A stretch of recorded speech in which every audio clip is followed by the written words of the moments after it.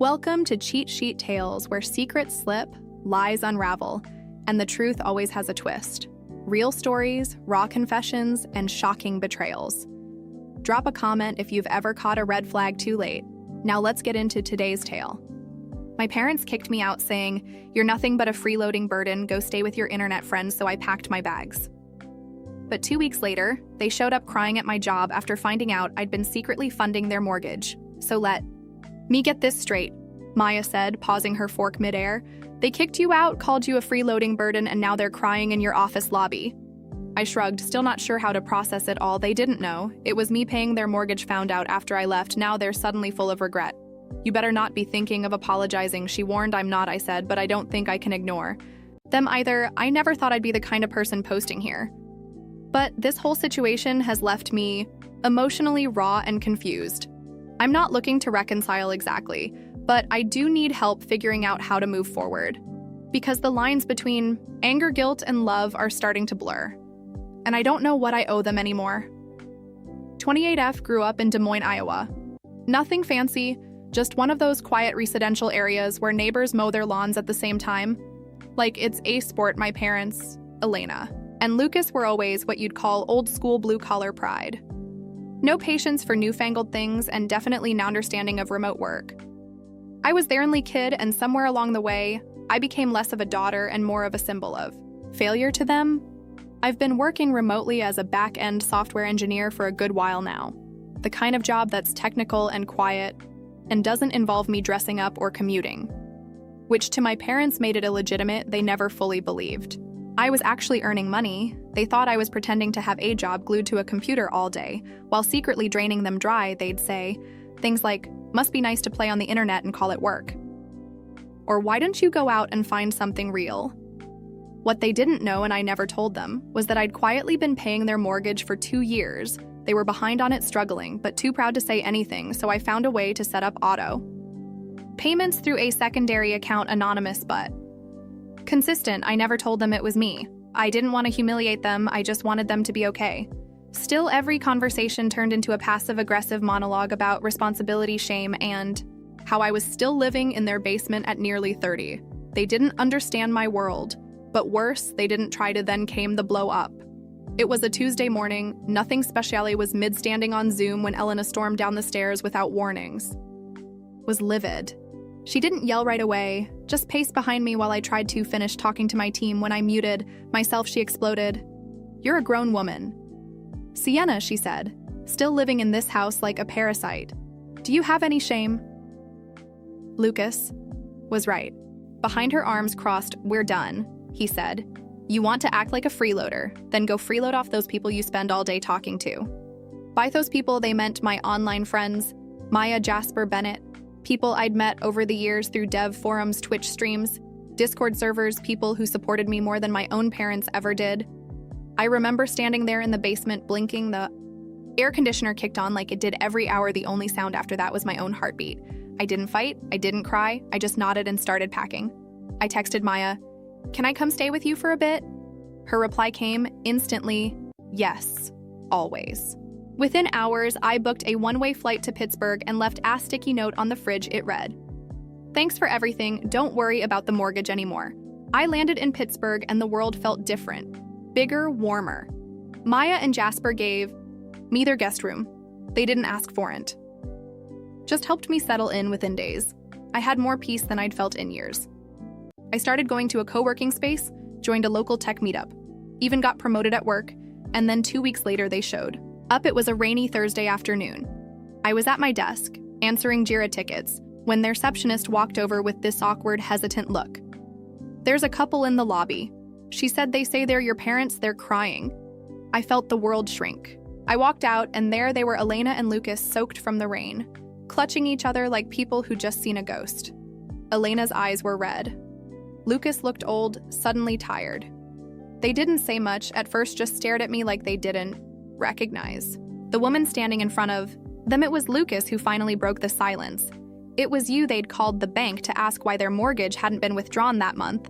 Thought maybe it was a mistake. The bank told them payments were still being made by someone using a third-party account. They went through my old room, found my receipts and emails, everything spilled out after that. You've been helping us this whole time." Alina said, tears in her voice. I didn't respond.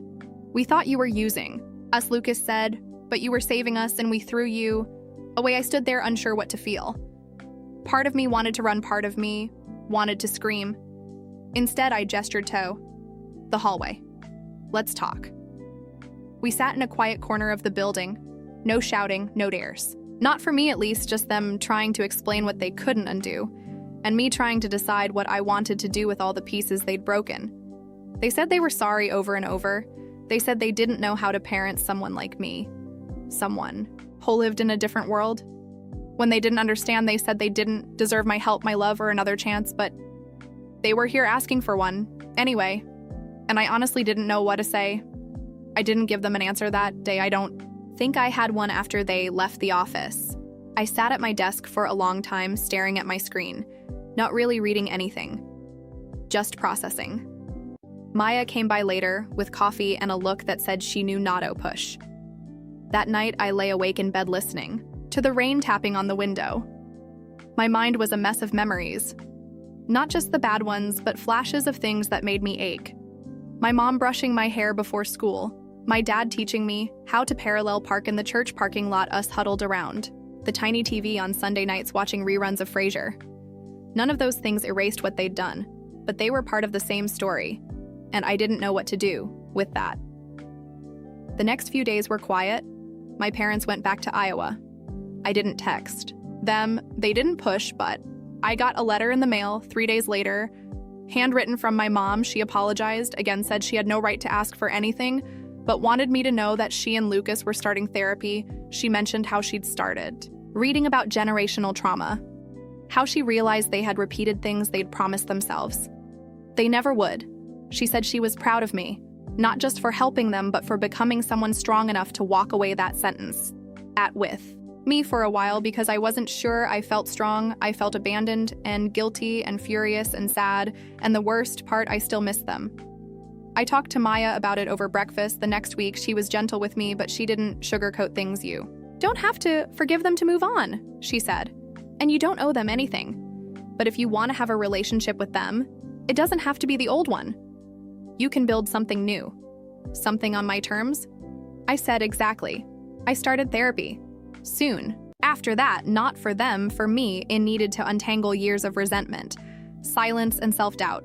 I'd spent so much of my life twisting myself into someone they could understand, someone less sensitive, less weird, less me, and when I couldn't manage that anymore, they shoved me out. My therapist helped me realize that some part of me had always been waiting for that, for them to confirm what I'd feared deep down, that I wasn't good enough for their love. But when they showed up at my job, crying, something shifted. Not because they suddenly deserved forgiveness, but because I realized that for once they were Theanese chasing me that had never happened. Before, I still hadn't called them, but I sent a text. "Simple, got your letter." "I'm thinking," they replied almost instantly. "Take your time, we're here when you're ready," and for the first time in a long while, I didn't feel like a burden. Weeks passed. It was strange how normal life kept moving while something inside me was still stalled. At that conversation in the lobby, I went to work. I hit deadlines. I ate meals, called friends. Even went to a trivia night with Maya and Jasper, where I answered a question about Roman architecture and felt proud of knowing something useless. But under all of that, there was this slow turning ache. I missed my parents, not the version that kicked me out, not the condescending, cold voices telling me I was lazy or embarrassing or not doing enough. I missed the version I wanted them to be, the version I glimpsed in their apology, the version that maybe, just maybe, they were trying to grow into still. Trust doesn't grow back just because someone cries in a lobby. One Friday afternoon, I found myself at the co-working lounge, scrolling through old photos. I'd backed up from my phone Thanksgiving dinners. My dad holding our old cat like she was a baby, my mom squinting in the sun next to a pumpkin patch, and then one from the day I graduated college, me and my cap and gown. My laptop bag slung over one shoulder. Both my parents smiling like I just handed them the moon. It was hard to reconcile that image with the people who kicked me out and told me to live with those weirdos online. But people aren't one thing, they're made of all their moments, the good and the terrible. That night I called them, Elena answered. And for a second, neither of us said anything. Then I heard her voice crack. "Sienna, you got your letter." I said, "I needed time." "Of course," she said. "Take all the time you need. We didn't think you'd even want to hear from us." "I didn't," I said. "Not at first." There was a long pause. "I'm not calling to make things right," I continued. "I'm calling because I want to know if there's something worth rebuilding." Her breath hitched. Then she handed the phone to Lucas, which was rare. Usually he avoided phone calls like the plague. He spoke slowly, like every word was being weighed. "We don't know what we're doing," he said. "We've made so many mistakes, but we're listening to each other. Two professionals." "I know," I said. "I don't need you to be perfect, but I do need you to be honest." Another long silence. "Then we can do that?" It wasn't a reunion, it wasn't a fix. It was just one brick in what might be a new foundation, and I was still deciding if I even wanted to build, but something was different. Now I felt less like a child begging to be understood, and more like an adult choosing who got access to her life. I told them I'd think about visiting for the holidays, maybe no. Promises. They said they'd respect whatever I decided, and for once I believed them. After that phone call, something subtle shifted inside me. Not relief, not forgiveness, but space I wasn't carrying it all alone anymore. The guilt, the confusion, the ache of being misjudged. It had somewhere to go now, not because it disappeared, but because I had said it out loud to the people who caused it. I had drawn a line and they hadn't stepped over it. Still, I didn't rush anything. I kept living my life in Pittsburgh. Maya, ever the anchor, never cried or asked for updates unless I brought them up. She just kept showing up with tea, with sarcastic commentary. During TV nights, with invitations to quiet events that didn't require anything more from me than my presence. The more I settled into the life I was building there, the more I started to realize just how warped my understanding of family had become. I had grown up thinking family was obligation, debt endurance, but living with Maya and Jasper showed me something else. That love wasn't supposed to cost you your identity. That being supported didn't mean being indebted. That sometimes real care looks like someone silently handing you a charger when your phone's about to die because they remembered you said yours was fraying. It wasn't dramatic, but it was safe, and I didn't realize how much I needed safe until I had it around. Mid-November, I got a text from my mom. It was a picture of the dining table, already half set with the Thanksgiving decorations she used every year: ceramic pumpkins, gold, roomed plates. She only pulled out once a year. A cloth napkin folded like a fan. Something she always got weirdly proud about. The message was simple, just in case you decide to come. No pressure. I stared at it for a long time. I hadn't been back home since they kicked me out. The idea of flying back to Iowa, sitting in the house where they told me I was a freeloader, where they reduced me to nothing but a burden, made me stomach twist. But something else tugged at me too, the part that wondered whether healing had to be passive, whether maybe sometimes walking back into the places that hurt you could be part of taking your power back. I showed the text to Maya. She read it, nodded slowly, then asked, "How would you feel if you went?"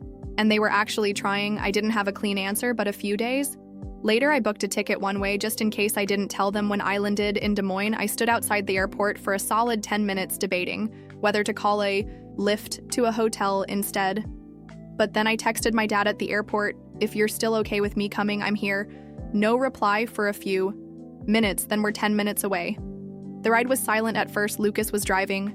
Elena sat in the passenger seat, fiddling with her hands like she used to when she was nervous at parent-teacher conferences. I sat in the back, hugging my coat around me. Elena turned around once, gave me a small, unsure smile. "You hungry?" I nodded, not trusting myself to speak. When we pulled into the driveway, I noticed the porch light was on, no unusual, but they'd added a string of white lights along the gutter. It looked festive, slightly awkward, like an attempt made by someone who didn't quite know how, but wanted to try inside. The house felt both familiar and strange. Same furniture, same walls, but different. Energy quieter, more tentative. I saw my room's door was still shut. It hadn't been repurposed. That mattered more than I expected. We sat at the table with hot cider and soft jazz playing. From the Bluetooth speaker, another strange update, and this time capsule of a home. No one brought up the past. Right away, it was small talk weather airport delays. They asked how Pittsburgh was. I said it was good the silence between answers wasn't hostile-like. It used to be it was cautious, careful. After a while, my mom reached into a folder on the table and slid over a sheet of paper. It was a printed copy of a financial spreadsheet, their mortgage payments, income. A note at the bottom that read, "We've taken it over, we just thought you should know." I looked up surprised. "We should have done it sooner," Lucas said, "but we didn't understand the weight you were carrying." I nodded. Folding the paper carefully, it was small, but it was accountability. Not performative, not defensive, just a statement we are trying. I stayed quiet. Let it sit in the room. That night in the room I hadn't seen in nearly a year, I lay in the bed and stared at the ceiling. The same one used to count bumps on during my insomnia. Nights the posters were gone, the bookshelf was still full, the closet had some of my old coats still hanging. It was eerie but not unwelcome. And despite the years of pain, and the part of me that still doubted, everything I felt. Okay, not healed, but maybe starting Thanksgiving Day. Started eerily, Elena was already bustling around the kitchen by the time I got downstairs, half distracted, half determined the way she always got about holiday meals. Lucas was setting the table with an attention to detail that felt both familiar and strange. I offered to help, and to their credit, they didn't stop me like they used to. They let me. It felt oddly collaborative. We sat down to eat around. The turkey was slightly overcooked. Elena got caught up with the yams, and Lucas forgot to warm the rolls. But it didn't matter. We ate, we talked, we even laughed, which hadn't happened around that table in years. After dessert, when the plates were cleared and the house quieted again, my dad asked if I wanted to go for a walk. It was something we used to do when I was a kid. After big meals, he'd walk the block with me and talk about weather, traffic patterns, the price of gas, anything except feelings. But this time was different. We walked in silence for a bit, watching Thesky turn soft gray with evening light. Then he said, "You were right to leave." I looked over, startled. "We didn't see you." "Not really. And when we did, it was through our own disappointment. You were never the burden. We were the ones who couldn't accept who you were." I took a deep breath. I wasn't perfect. I let you say things to me that no daughter should hear. I never stood up for myself. I didn't give you the full story either, but I was scared of losing you. He nodded slowly. "We lost you anyway." The air hung heavy for a moment. I decided to say what I'd been carrying for weeks. "You know the money you were getting for the mortgage?" I said. "I pulled it last month." I figured he said, no anger in his voice, just honesty. "I'm not going to keep doing it." Added, "Not because I don't care, but because I need you to stand on your own. And because I earned that money, and I've decided to do something better with it." Who looked over like, "What?" I gave a small smile. "I'm buying a house in Pittsburgh, duplex one side. For me, the other is going to be a co-op space for young women in tech. Especially the ones who've been told they're too quiet, too weird, or too much of a burden. Rent-free, short-term stays, just until they find their feet." He stopped. "Walking, you're building something in Odded, something I wish I'd had when I needed it. The let out a breath that's big. It is I said, and I'm doing it with the money. I didn't spend keeping you afloat anymore. It wasn't cruel. It wasn't even sharp. But it landed. This wasn't punishment. It was growth. It was setting down the weight I'd carried alone for so long and using it to lift other people who actually wanted to rise." We walked back in silence. This time it wasn't awkward, just full. That night I left for the hotel I'd booked. I never planned on sleeping in. The house I needed. The inspiration needed to leave on my terms. When I hugged them goodbye at the door, my mom cried again, not in guilt this time, but in something quieter, like acceptance. "I hope we see you again," she said. "You might." I replied, "But if you don't, I hope you still keep trying." She nodded, understanding the layers in that, and I left. Back in Pittsburgh, things moved fast. I closed on the duplex in January. Jasper helped with the paperwork. Maya practically ran the furnishings. We named it The Landing by spring. We had our first tenant, a 23-year-old UX student from Buffalo whose family cut her off when she switched majors from nursing. She cried. Nursing, she cried. When she moved in, I didn't give her a speech, just handed her the Wi-Fi password and told her the coffee machine was temperamental, the money I used to spend saving people who didn't value me. Now it saves women like me and my parents. They call now. Once a month, no more guilt, just updates. My mom sends me pictures of the garden she started in the backyard. Lucas mailed me last week just a single line proud of what you're doing. I didn't need it, but it was nice to read the best. Revenge I've learned isn't spite, it's peace. It's turning what? They tried to break into something that shelters. Others, it's becoming unburdened, not by forgetting, but by choosing a different legacy, and that feels like enough.